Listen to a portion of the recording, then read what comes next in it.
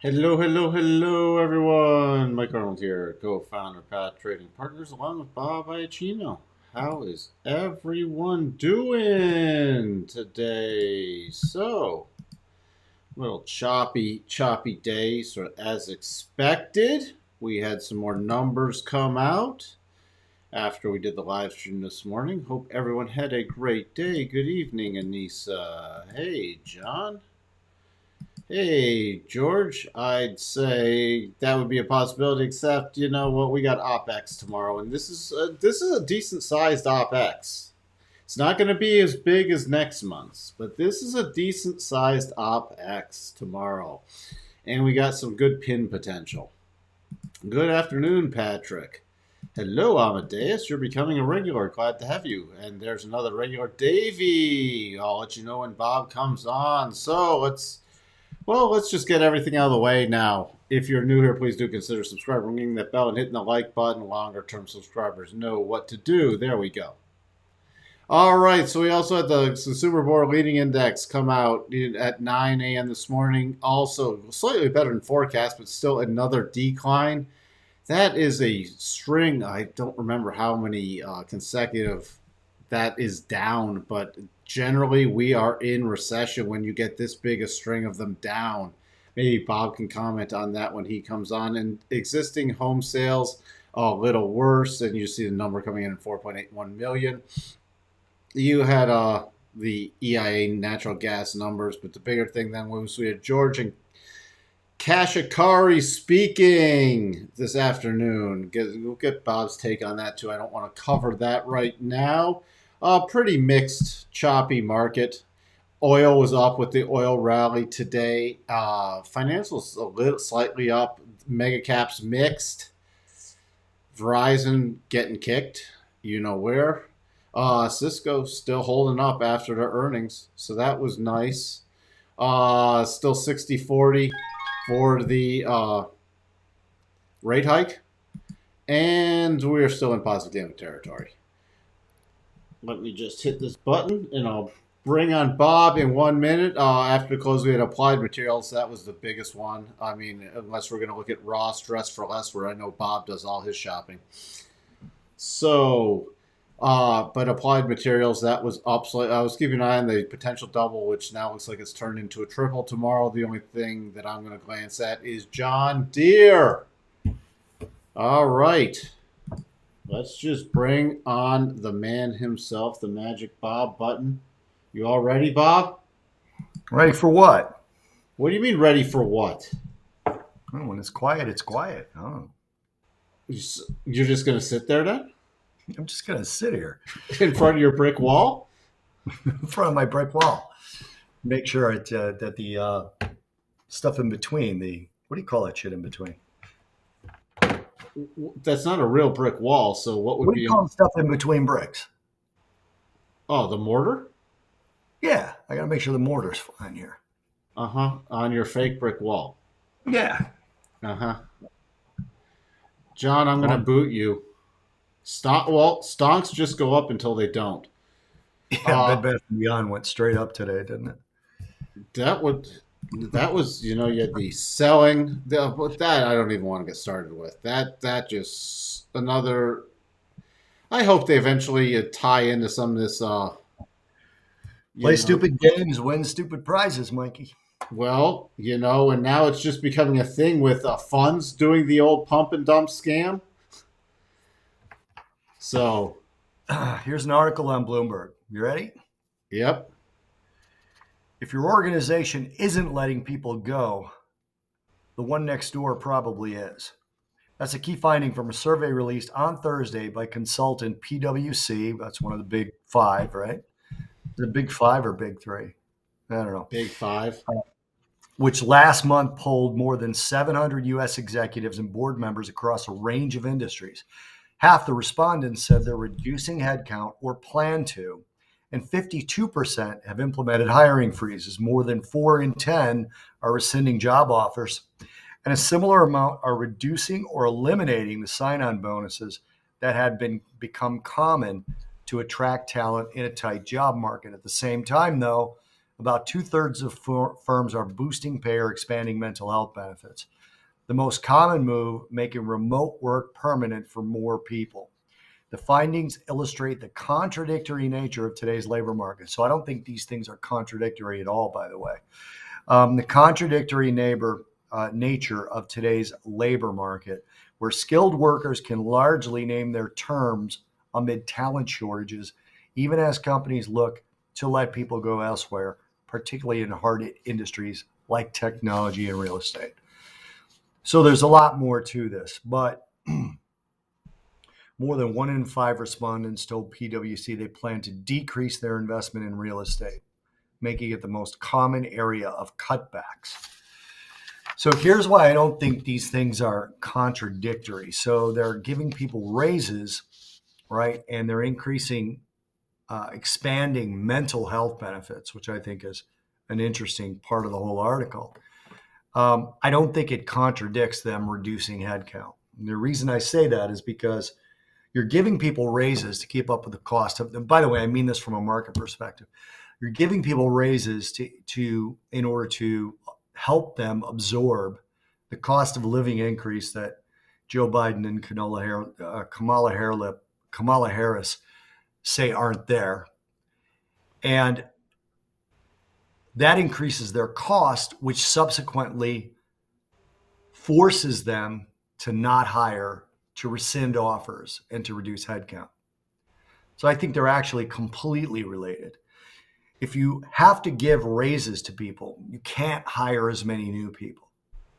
Now, the second part of that is obviously a slowdown in the global economy, meaning that there's not necessarily a need to hire new people. But it is also about the inability of people companies, I should say, to expand their labor base. Now, in the past, we've heard all about them not finding employees. That's an obvious thing too. But as you're giving out raises, you simply can't hire people. And it's likely why we saw the JOLTS numbers drop the way they did last month. Questions. I think you tweeted on or you retweeted on the consumer board forward indicators today. What's your take on that? Well, a guy that I worked for years called it misleading indicators. And he called it that because he considered it to be old information, right? Because basically we're just getting July numbers near the end of August. But if that's the case, it's very difficult for me to UK inflation was yesterday and it was for July. I don't think that's necessarily old information, right? I mean, existing home sales was for July. Tomorrow we get retail sales out of the UK for July. It's even later. If you go to August 24th, we get, what was on August 24th? New home sales for the month of July, right? So I think it's silly that he used to say that. But we've never had 5 straight downward readings in the leading indicators and not have been in a recession. That's never happened. Same thing like we've never had 2 consecutive quarters of negative GDP growth, which we're going to get a revision early next month. But we never had 2 consecutive quarters of negative growth and not had it be a recession. So we're starting to see things pile up where we've never had these things before without a recession. So a lot of people talk about the jobs market being the reason why we're not in the recession. Well, I just read that the jobs market's about to get worse, right? Just read that. That's from PricewaterhouseCoopers. So jobs market's about to get worse. The last thing I'm kind of looking at today, current jobs data is viewed as strong. Stock market has been rising. Why do people think the Fed is going to pause or cut back? I could see them going to a 50 basis point rate hike, but prior to these 275s, the 50 would have been the largest move I've seen since Volcker. So even 50 is pretty aggressive, considering that would have been considered an aggressive move prior to these 75s that we saw. And it was really the Bank of Canada did 75 first. So if the Fed doesn't have to worry about the labor market and doesn't have to worry about the overall strength of the economy, why would they pause? What would be the reason for it? I can't figure that out. Especially with the stock market having rallied. How much is it up now? 20 something percent, 24% maybe. So why would they pause? Like when they're in the room and they're talking about, yeah, we might want to pause, data's slowing a little bit. We don't want to hurt the stock market. Well, it's already up. Well, we don't want to hurt the jobs market. Well, it's 3.5%. What data? Well, we really want to. I mean, what data has them thinking they should pause? You're asking the wrong person because I'm not in the pause camp. It's rhetorical. I'm going to ask tomorrow on the podcast. We've got Peter Bookvar tomorrow on the podcast. So I'll ask him which camp he's in first of all, and then maybe he can explain to me, or Jimmy can explain to me, because Jimmy's in the pause camp. He finally stopped using pivot. Thank you for that. I was going to cuss, and then I was going to take the Lord's name in vain, and I decided not to do either. No, because we try to keep this clean so we don't tick off our ads. The limited ads. Hey, overlords. Yes. Yeah. Hey, look, we're almost to 5,500 subscribers now. It's climbing. That's pretty good. So that's pretty good. We had over 300 and some odd podcast views, which is nice. Yeah. And add that to the 100 or so that's on Spotify. So, yeah. Any thoughts? I'll get to some questions in a second, but any thoughts from the Fed speaks? Yeah, they're all saying we have to be vigilant against inflation. Literally, every one of them is saying the same thing.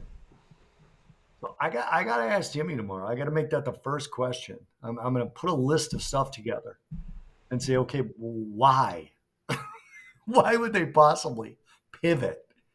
At least if you think if they were going to pause, they only eke in like a 25 basis point hike and then say something. They're not going to do a 50 or 75 and then go, oh, we're done. Yeah. We can slow. I could totally see them slowing the pace of rate increases. I could totally see that. But as Gio just said, the odds of the 50 and the 75 are really close together. They were skewed in the direction of the 75 prior to the FOMC minutes. They were skewed in the direction of the 50 after the FOMC minutes. They started today at essentially 50-50, and they shifted during the day to be, I think they were, Gio, am I right on this? They were like 54-46 the last time I looked today. It is 60-40 at this point. Okay, 60-40. Yep. I mean, if you say that going from 275 basis, they did two, right? 275 basis point rate hikes to a 50 is a pivot. I can't accept that. So, yeah, that's where we said. Then there's nothing. I mean, tomorrow on the calendar, besides Barkin speaking at 8, so 30 minutes before, you got nothing besides OPEX. I can't say nothing because it's OPEX. And this is a pretty big one. This is a big one. So wait, what is it? It's not going to be as big as next month, but this is way bigger than last month. There's a lot. What you cut out when I didn't hear what you said. This is a big OPEX tomorrow. Not as big as next month. Oh, the options expiration. Yeah, but this is a biggie. 4,300 could be a pain point, a pretty substantial pain point, and we're in spitting distance from that. So I like those glasses, by the way. They really make you look Ben Franklin-esque. I gotta send you. My wife took a picture of me and added a bald filter. I gotta send that to you. Barking at the market. I like it. That's good. We got the official announcement though that we now know what day Powell is speaking next Friday at the Jackson Hole. So the 26th. Yep. He's speaking on the 26th. Strategy Freeman, weren't you just hitting 5,000 a week ago? Yeah. Oh, I thought you meant I like the market. I'm still thinking S&P. Like you say, hitting 5,000. I'm like, I didn't have a target of 5,000 a week ago.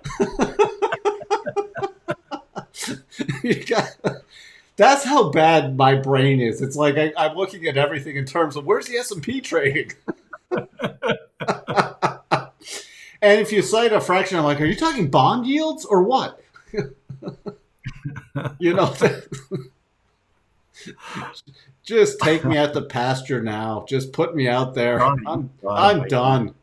Your time's passed. My time is past. Yeah, well, I'm one of these old fuddy duddies that doesn't chase the meme stonks. Stonks. Yeah, at least I got my stonks flag to remember this. Rich asked Bob, isn't China's economy going to collapse? I don't know if collapse is the word. It's interesting to note that their expected GDP is like 2.8 to 3%. That is a collapse for them. Would be welcomed here. So I guess it just matters on what you mean by collapse. And that's always the thing, right? What does somebody mean by something? It's like when we talked about, is the market going to crash? And I said, well, what do you mean by crash? Um, so it's it's definitely suffering. People's Bank of China and the party, the great leaders of China, were really putting pressure on the individual provinces to get out there and spend and lend. They were told to spend and lend the money they've been given on infrastructure projects. We all know about those ghost cities. So we already have that issue in China. But in terms of lending, no one wants the money. So I think Sterling, knowing you at this point, I would answer that yes. And to a certain degree, it already has. But I would say yes. I'm going to use my own version of collapse, which means like a slightly lower GDP than 2% for China. Any thoughts? China. I always love the way Trump said China. China. Hey, see, Weber Grills must have invented some new magical grill being up 45% in 5 days. We're in. Look, I don't even have a comment. But you see, you know what's sad though is what I started off. These pump and dump schemes are actually being employed now as strategies, and it hurts. You leave carnage behind, and at some Yeah. point it's going to have to be addressed because you leave a lot of unknowing retail bag holders, and they probably deserve what they're getting from them if you're doing this, trying to do it repeatedly. But it's you know what it does not lead to stable and sensible markets. Right. Hey, Chris, welcome, welcome, welcome. Well, any thoughts on the yield curve? We have it. I mean, it's steepening from the lows. Yeah, it's steepening from the lows. The lowest level it got to was the lowest level in decades. So now it's more about the longevity of it. I think we're assured of a recession. I really do. Pull that water bottle up again. That was cool. The water bottle Well, disappears. it's because it's green. Is it green? That's really It's cool. a bottle of Perrier. See, you I'm can not prepared to. I'm not not prepared. sponsored. Would take a sponsorship from Perrier though. Yes, we would. Perrier, if you're listening. I would not necessarily say that we're in a recession, but and that's because I'm not a member of the NBER. But by the way, well, I'm not going to go into that. I almost got political. Um, but again, as I've told you guys before, I don't really care. I do think that this will end up being called a recession, whether it began last quarter, began this quarter, begins 2 quarters from now. There's just way too many things. The 2s10 spread, the 2 consecutive quarters of negative growth, the 5 consecutive drops in the misleading indicators. There's just too many things. And there's too many of these things where we've never had these things happen and not gone into a recession. So And I was looking remember, for the exact lowest level of the 2s10s inversion. I'm not sure that we've hit it, but I'm also not sure that it matters. We've been inverted for long enough where it's not a head fake. So we're likely yep. again. I'm in the almost guaranteed recession camp. Well, there's just way too much. Now, Way too much. but it's different this time. Yeah. Well, Uh, look, just like anything else, a convergence of factors doesn't mean to me that. That's why I say almost guaranteed. I'm not making a bigger bet than I otherwise would have. No. It's, I'm just saying my bet is for a recession. yeah, and write the number down 1456 for the continuing jobless claims. Mm, If we hit that percentage increase from the lows will be another recession indicator. Today we came in 1437. So we're edging up there. So that will be another one. So that means you bet everything yep. once Nope. that happens. Uh Bob, the last time we were headed into something like this, George Clooney was driving the boat. I don't know what that means. I'm The only not. George Clooney driving the boat I can remember is in Burn After Reading when he escaped via a boat. I believe he escaped via a boat and Burn After Reading. I Yep. think. So, what? Any other thoughts? I mean, it's just a quad. We've got the Fed still stressing they're gonna hike aggressively. We got markets still climbing. Mhm. uh, I don't know what else to say. Any thoughts on crude? Yeah, I think it's just moving back up into the rotation zone and is likely to fall. There is that potential. I don't know if that's an exact double there, but even if it goes up to near its target, it's not going to completely exit above the 50. So I don't. I still think we go lower in crude, and I still think the weekly double plays out. If you look at it on a weekly basis, this is barely a blip. Oh yeah, Barely. even if it is double and completed, it wouldn't stop the double at It's all. nowhere on the double. Yeah, on the weekly, it's just not even a blip. So it's nothing. Yeah, Does yeah barely get? Does it even get out of if it the daily double works? Does it even get out of the? No, it doesn't. The rotation zone on the it weekly. gets to the first target is to the top of the weekly, and then it just Yeah. be slightly above it. But you I just did again, a Yahoo Finance interview on that. It's actually on my Twitter. If any of you follow me on my Twitter, I retweeted Yahoo. Gives you my whole stance on crude oil, but I think crude oil is still going lower. It was really interesting. OPEC. This would change me. This would change my view on crude oil. The new minister of OPEC, his name is Hathim Al Gayas. Now, if anyone knows if I'm pronouncing that last name right or wrong, could you let me know? But it's Hathim Al Gayas. He said that OPEC could increase production or reduce production.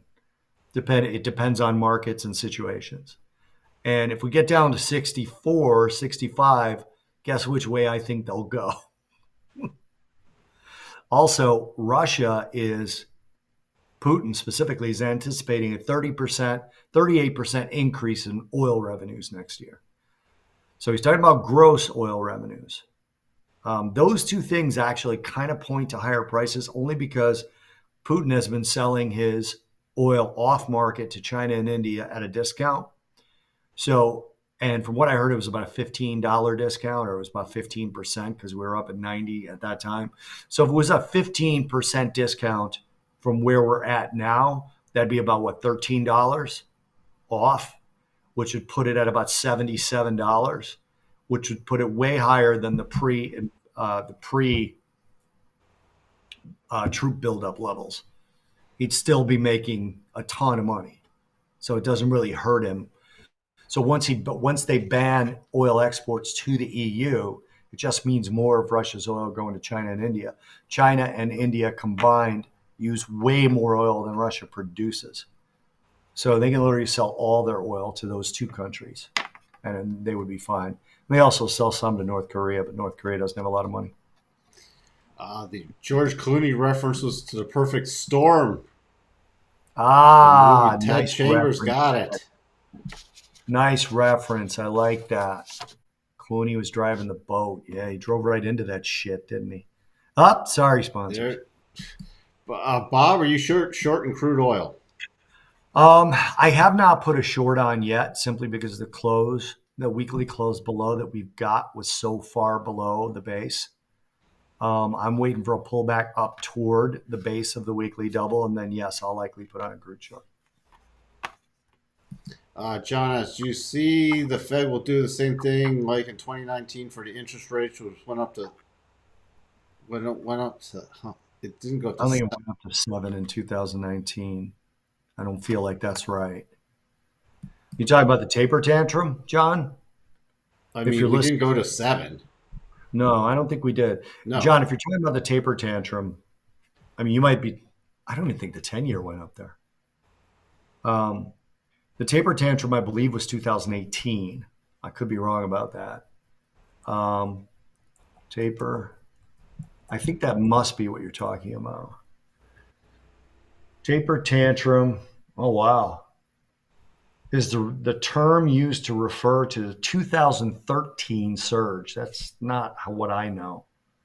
Was no, that I was thinking that was 2013? the 18. After they hiked it up, and then we had that sell off in December, Yeah, and I think that was 2018. yeah, This is Investopedia. They're saying 2013. That doesn't no, seem right to me. no, that was the last little hike before they like started. Uh oh. And last time they tried to unwind their balance sheet a bit, and Yeah, so that was there was no real inflation then. They were just trying to normalize, right? So if you look back at 2018's inflation levels, they were slightly above 2%, but nowhere near where we're at now. I'm going off of memory, so I could be wrong, but I do remember a movement. I think it was about 2.1 or 2.3 year over year, something like that. Actually, I can look that up too while we're talking. Um, and then the Fed got nervous about asset prices. And I think they got nervous about asset prices um, because they cared about asset prices at that point and they didn't have the sort of backdrop that they have now. So I guess I'm saying this time is different, right? Which we all make fun of. But if you think about it from this perspective, as I mentioned earlier, let's see, hang on, I got it right here. 2018. Yeah, 2018, we had a 2.1, a 2.2, a 2.4. We got all the way up to 2.9, and then we declined again. So the highest level of inflation prior to what we're in right now was the August 10th reading, 2018, of 2.9% year over year. Okay, so they didn't have runaway inflation like they do now. And yeah, I'm calling it that. I'm not calling it hyperinflation, but I'm calling it runaway inflation. And when assets started to collapse, the Fed got very worried about the economy and inflation self corrected very quickly. As a matter of fact, shortly after that, we had a 1.5 reading. The highest then we got a 2.0 reading in May of, I'm sorry, is this May? Yeah, in May of 2019. Then we got a 2.5 reading in February of 2020. But other than that, they've always been below two. And then you get into the pandemic numbers. So the taper tantrum refers to when the Fed was hiking rates and they were just trying to normalize. Okay, they were just trying to get rates. And I remember a paraphrase of the exact words were, "We need to normalize for the next crisis." Did they know about the pandemic? I'm not saying they did, but they were trying to normalize for the next crisis. And the market just absolutely reacted like crap. Do you have the 2018 on that chart? That's still crude oil, right? for, If you put up the S&P 2018, you'll see the big correction that we went to, and I believe that was about 19%. I could that be was wrong about that this. as well. Yeah, that one right there. So then the Fed basically turned around and Oh, eased this. rates again. Yeah. Yeah. Yep. So this So was it right here. This was the big thing at the end of 18, going yeah, into December. This one right here. I think that was just short of 20%. I think, and then they cut rates again. The top to bottom was high to low was about 21%. All right, so there you go, 21%. So that was a bear market. And then when do we get out of the bear market? When we got new highs. You got out on in April of 19. All right, so same year. Well, no, about 8 months later, 9 months later. So yeah. All right. Anything else for me? Uh, well, it'll stay above 100 the rest of the year, and then drop to 95 in 2023. Danske Bank. But look at their Rich put up their stuff. Stronger U.S. dollar, weaker global economy, and potential for new suppliers to come to the market and reap the benefit from higher oil prices. The main factors behind their projections there. Whose projection? What are we talking about? This one. Oil to stay above 100 the rest of the year and then drop to 95. Danske Bank? Yeah. I didn't even know they still had an operation. I really didn't. No, but their actual factors lead me to, it makes it sound more bearish than 100, stay above 100 the rest of the year, because we're not above 100 now. Yeah. So I mean, the big bogey out there right now for higher prices, substantially higher prices, would still be if some hurricanes start popping up out of nowhere. But we haven't had anything yet. No, and we're halfway through the hurricane season. Yeah. Basically, you talk about it being over. You can still have hurricanes after October, but everybody down here says it's over after October. So, we haven't even had anything close. Knock on wood. So it's been a very quiet, very quiet. All right. Well, I'll get to some quick analysis then. All right, guys. All right. Thanks for being here. We will see you next week. I'll talk to you Tuesday. All right. Bye. All right. So real quick. Again, the big thing tomorrow's OPEX. We got that choppy day. Could not break in the S&P below 42.58, that little level hold, and then key resistance is 42.87, a couple spikes above it, but really holding. You also see I have the harmonics on here. The 62.5, interesting enough, is at 4,325. I'm going to be really focused on both sides of that 4,300 number tomorrow, unless something strange happens overnight. Overnight, if we did drop down, my overnight support's about 42.71, 42.72 in here. That's what I'm watching. Then if disaster would be more about 42.58. But I'm watching for still a choppier day. We got the UK retail sales coming out. But still not looking for a super volatile day. To the upside would be 4,300. I'm pretty much keying off harmonics, 43.09. So, but you have all that gamma at both put and call at 4,300. So that is pretty substantial. So not much. I mean, this is a time where you don't want to going into OPEX. There'll be some possible plays tomorrow with some chop back and forth, but you don't really want to. You don't want to put risk capital that you don't need to at work unless there's something really good. You can see how we've held these levels. We were pretty much a balanced day today with the back and forth price action. Now we dipped down a bit in the morning towards that 13,410 area. Then, back to 13.5, then back to 13.560, and then back and forth through there. And you got a lot of chop back there. I just want to see where the 62.5 is on this. And look at that, 13.6, 15.25. There's a key level right in front of it, 13.611. So above 13.572, that's what I'm watching. And down below, I'm just watching about this 13.490 to 13.500. So that's essentially how I'm going into tomorrow. Dow could not even get down to 33.8 area, but then the key resistance 34.30. Same difference. I'm just watching for the pin moves.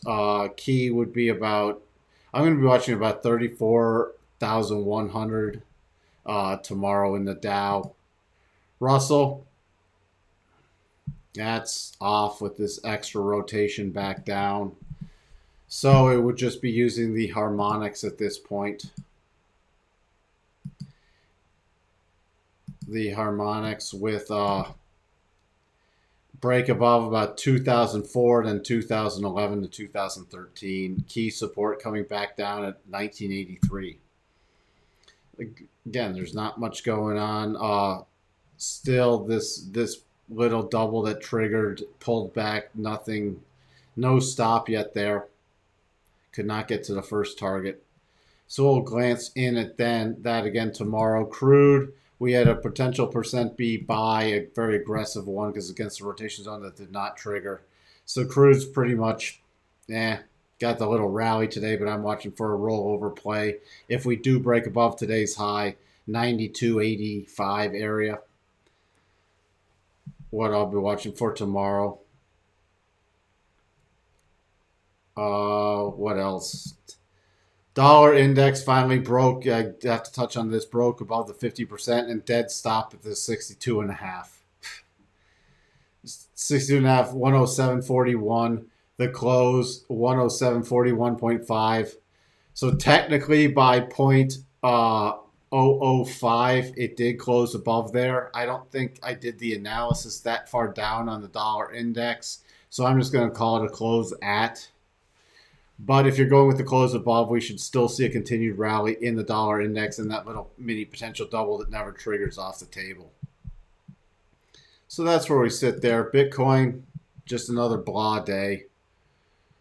Very narrow range. If we get below this 23.1, still focus on 22.6, below 22.6, which is really coming in now with the rising channel line. So we get below that, we could see a pretty quick acceleration when we get the bigger rollover to about 21,271. Tesla inside day today, not much to talk about there. I'm just going to be watching the highs and lows from today. Yeah, we already looked at crude with the double bottom on the daily. But it needs to get above 95.05. So we're a long way out from there. Could it happen tomorrow? You got the flat 200 right in front of there too. I don't follow the MACD, John. I don't use the MACD because it's tested out so poorly. I know a lot of people do, but if you actually did the testing, it's tested out very poorly with the standard indicators. Swing trades. But, in the S&P are more, especially now, is more geared towards day trades. But overall, it's still swing. Is that a double in UNG on the weekly chart? You mean this? Yeah, that is a double. Let's just see where it stopped up at with the... No, maybe not. Nope. No double. That is not a double. Sorry, I was wrong. I thought that I didn't see that spike. I thought I was looking at this. Sorry, that is not a double. So you just have to be trading below the 50% and then focus on the harmonics. No double there. Let's just peek in. On now, natural gas futures is a double. That has not been invalidated. So that is still a potential double, but a long way off from triggering. I'm more expecting a pullback and then that to make a triple and that to go off the table, but it is still potentially valid. So that's where we sit. Again, I'm not going to spend much more time. We'll peek in again. Cohen with his pump and dump scheme. Interesting, he started selling before the form was filed, so we're going to see if our toothless SEC ever does anything. But look at this. This is why, you know what? Because there are still people pull back and everything else. This is why I don't do these, because they're manipulated. And look, there's a lot of people. So if you were in post market now, if you got in 15th, 16th, 17th, 18th, and didn't get out, you're underwater now. Even if you got in at the end of day on the 12th, you're underwater. And if this thing comes back down to where it should, all these people from the initial pump play who didn't get out are underwater. It's, and I wish they do something with the notional value of options. And this is coming from an options market, an ex-options market maker, because you can literally, it's become gamified with some of these stocks, and there should be a notional cap with the options transactions. So, and my problem is you draw on a lot of unsophisticated people, and like Cohen did this knowing what he was doing with and leveraging stuff. And don't get me started on the college student, which that's going to get investigated to crap and back, hopefully by the SEC. Uh, so I'm not going to get started on that. So with that, I'm just going to wrap it up. Thanks everybody for being here. We'll be back tomorrow morning to look at the market, to gauge the overnight price action and help us fine tune some levels for the potential option pins. Yeah, Cohen did trap them good. He might have trapped himself starting the selling before the form was filed. So we'll see. We may get a Black Swan event, but Black Swan, everybody's citing too many Black Swan events, so it's getting too commonplace. Black Swan should be a very rare event. We could still see something to tip things that's completely unexpected. You always have that, and I think we have more market instability now that we've had this pretty substantial run up. I think it's brought a lot of the weaker money in and a lot of the chasing money in. And so we could set up for some pretty interesting moves coming up in September. But hey, Black Swan can always come out of nowhere. Just my 2 cents. With that, I'm going to wrap it up for now. Thank you, everybody, for tuning in. And that's fun. Then they're not Black Swans, are they, George? Still all cash here. Hey, look, you're better to err on the side of cash. I think the market's getting this totally wrong. I'd rather err on the side of caution. And if you're not adept at short term plays, I would be substantially in cash. If you're not adept at pivoting very, very quickly, I think you're better to miss out on some stuff than put longer term risk money. There'll be a great time to accumulate. Again, accumulate is not now, it's speculate. Don't accumulate. So it's a speculators, it's a short term market still. Even we got some stuff tipping to the longer term buys, but I'm still in long term buy. And long term is with a caveat because you can stay in it for 8 weeks or 4 weeks. Yeah, I should actually rename it to more of a mid-term buy. But since it's off a weekly chart, I try to put it in the long-term buy because when it does shift at key times, you can catch major swings. You can catch you could be in something for a year or two. So, all right, winter is coming. Yes, where it's going to be an interesting winter, especially for Europe with gas, nat gas, oil, everything. It's going to be a disaster, I think. So, for their standpoint, we should hope for a mild winter. But you know what? Knowing the way things are going, it'll probably just be one of these brutally cold, horrible winters, and then it will just, oh well. With that, again, I will say adieu. See you all tomorrow morning.